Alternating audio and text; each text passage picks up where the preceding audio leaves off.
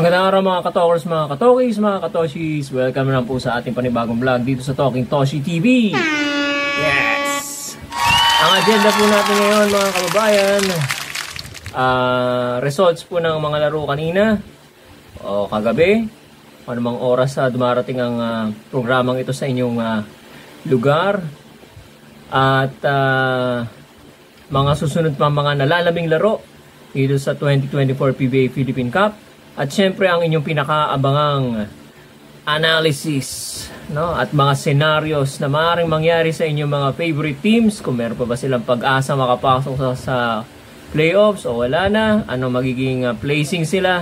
Tatalakayin po natin yan sa bandang dulo ng ating munting programang ito. Samantala, bigyan ko muna kayo ng updates tungkol dito sa mga naging laro, no? May 1 Labor Day dito sa Pilipinas, mga kababayan. Bigyan ko po kayo ng mga resulta sa ating first game. Okay? Larong SMB versus Blackwater Bossing. Nanalo po ang San Miguel Beermen 124 to 109. Alright? Ang best player po natin dyan ay walang iba kundi si Don. Ang pinakamayaman, isa sa pinakamayaman player sa PBA, si Don.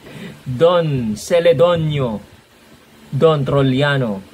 Na meron na nagtala ng 25 points, 2 rebounds at isang mintis lang sa 3-point shot, 6 out of 7 mga kababayan. Sa ating second game naman po, larong TNT at Converge.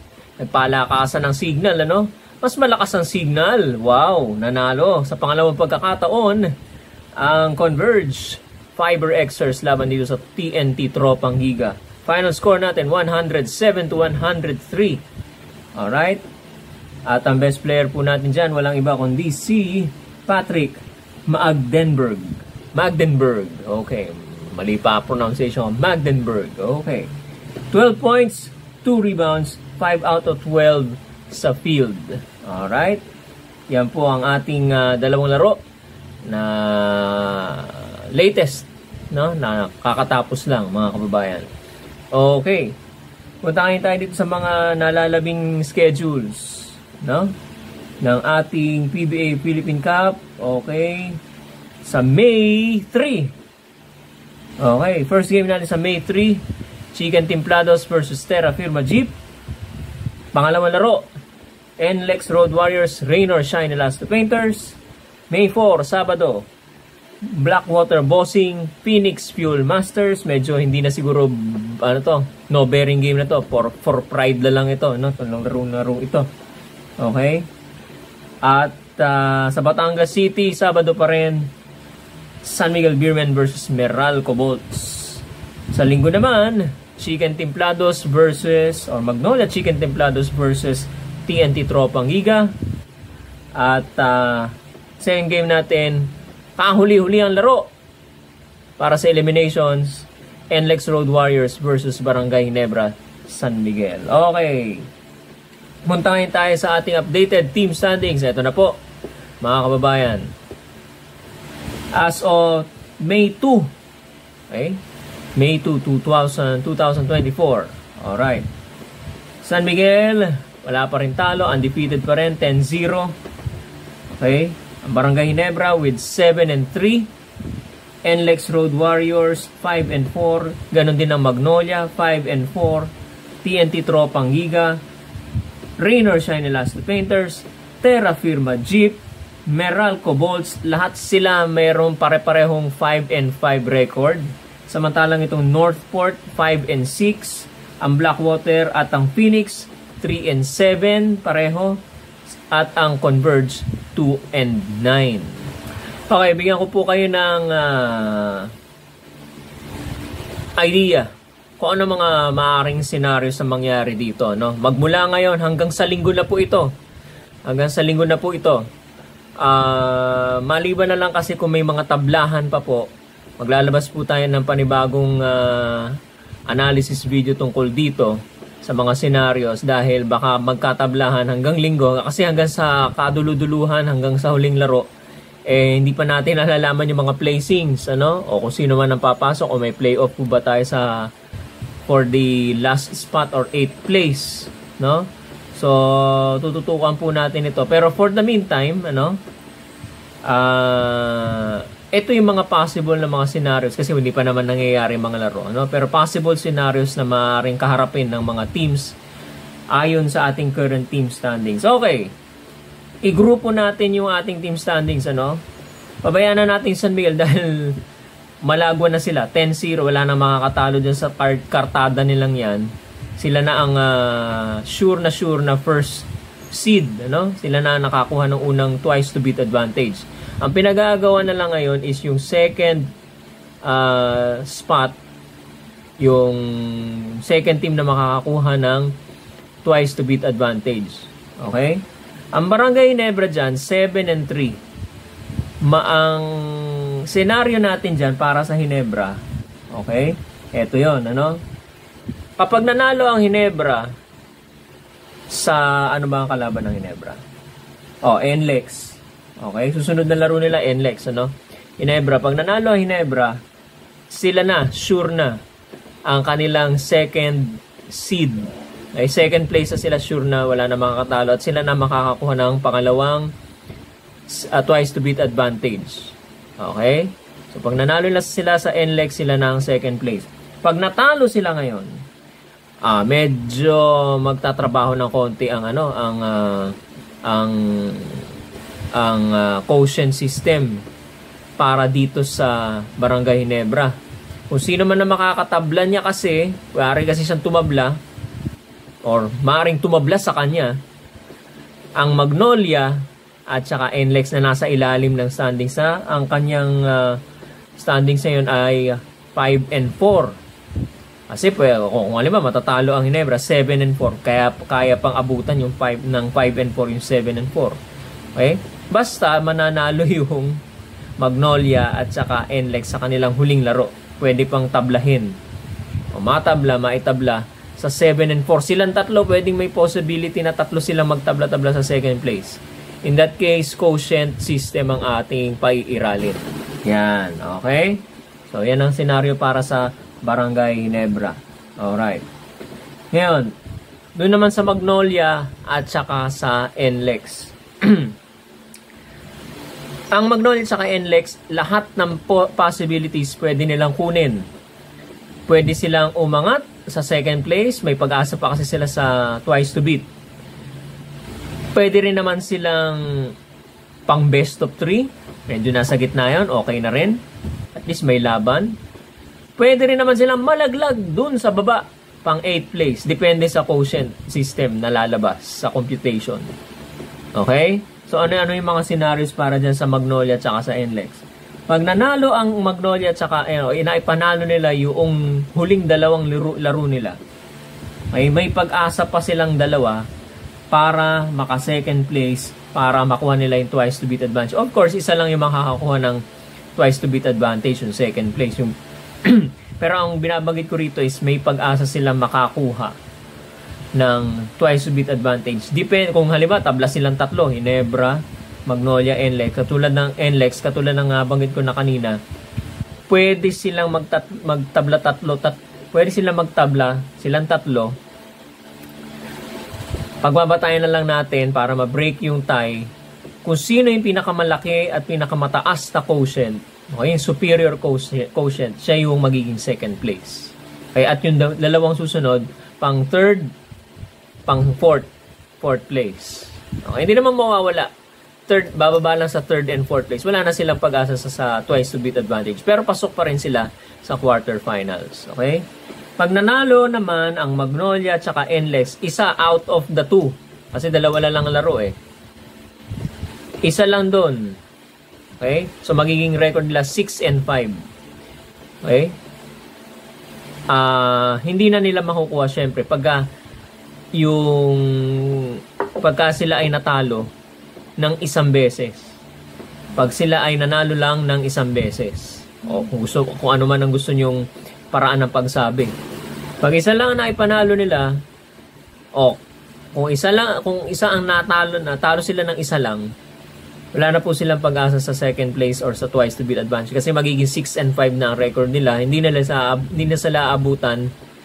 nila aabutan ng Barangay Ginebra na 7 8 and 3.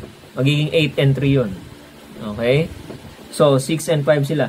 Good naman sila for best of 3. Hindi naman, huwag kayo mag-alala mga fans ng NLEX at saka ng Magnolia.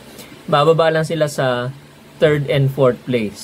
O saan naman pwesto sila mapupunta, depende yan sa quotient system kung may magtatabla, no? Okay. So, good for best of 3 sila. Pasok din naman sila sa quarterfinals. Okay? Kaya wala nga lang silang twice to beat advantage. Okay? Pangatlong senaryo para dito sa NLEX at saka Magnolia. Maaari pa rin silang malaglag hanggang sa number 8 at makapaglaro. Okay? Maaari pa silang sumuot, kumbaga sa butas ng karayom, at maglaro para do sa single playoff game para sa 8th place. Depende yan sa quotient system, sa computation, kung inferior yung iyong quotient, medyo mahihirapan ka.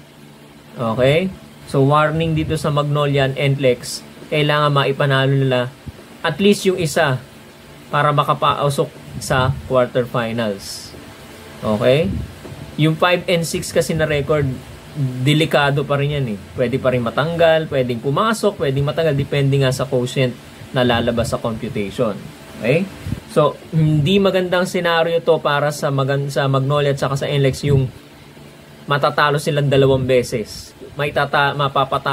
Ibig sabihin, matatalo sila doon sa mga laro nila, sa huling 2 laro nila. Yan ang pinaka-worst na senaryo na maaari nilang kaharapin. Kasi nasa taas ka na, bababa ka pa. Ganong kalaki ang ibabagsak mo. Okay? So, dapat at least 1. Okay? Di ka man makakuha ng twice to beat advantage, at least pasok ka 6 and 5. Okay? So, yan yung Magnolia and NLEX. Ngayon, yung 5 and 5 group, napansin nyo? Yung may mga pare-parehong 5 and 5. Okay? TNT, Rain or Shine, Terra Firma, at saka Meralco. Tama ba ako? Tingnan na nga natin. Team standings. Okay. 1, 2, 3, 4. Tama. Okay. Sila yung 4 na teams na meron 5 and 5 record. Ano ngayon ibig sabihin nitong 5 and 5 record na to? Yung talo at panalo ng mga teams na to, no?